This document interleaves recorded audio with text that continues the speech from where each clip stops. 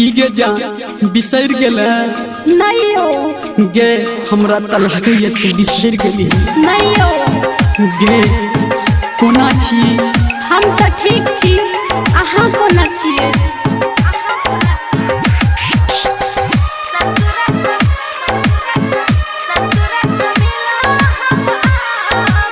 माँ Gayatri recording studio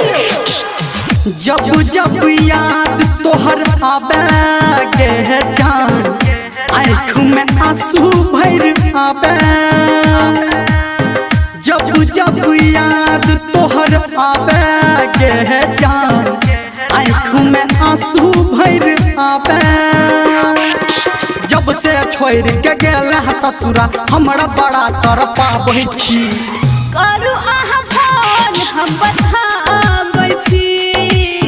ससुर से मिला हम आबै छी ओ साजन करू अहाँ फोन हम बताबै छी ससुर से मिला हम आबै छी डीजे संजय सम्राट ससुर से मिला हम आबै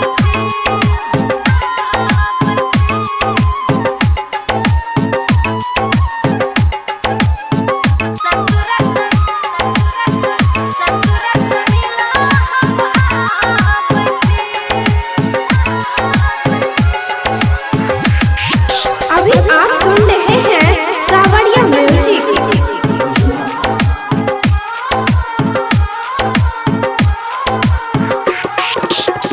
नाजुक बंधन तोड़ला तू टन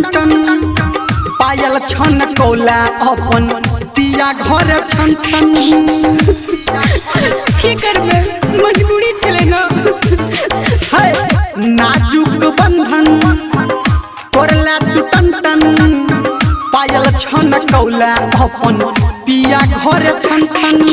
सपना में तू अपना बना के हमरा बड़ तरपाबै छी करू अहाँ फोन हम बताबै छी ससुर से मिला हम आबै छी ओ सोना करू अहाँ फोन हम बताबै छी ससुर से मिला हम आबै छी DJ Sanjay Samrat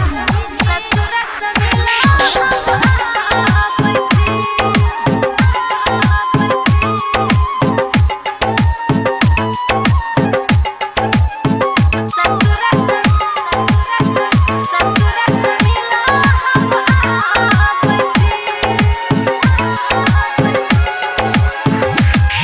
Singing by Haraminder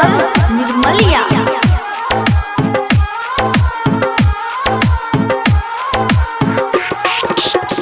भोरे बाजो कोइली